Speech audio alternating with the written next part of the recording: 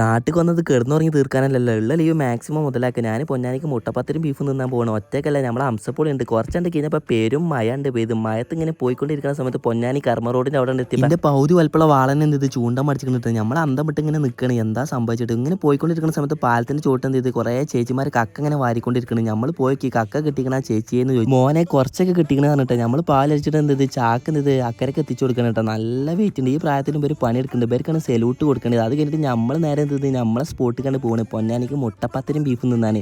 ഇളം കാറ്റും ഇളം മയത്തുന്നത് നല്ല ചൂട് ബീഫും നല്ല മുട്ടപ്പത്തിരും ഇരുന്ന് തിന്നുമ്പോൾ ഒരു പ്രത്യേക തരം ഫീലിംഗ് ആട്ടോ. അതിൻ്റെ ഒപ്പം പഴംപൊരി എടുത്തുക്കണ്. അംസ അടിക്കണ അടി കണ്ട സീനൊരു രക്ഷയാത്ത ഫീലിംഗ് തന്നെ.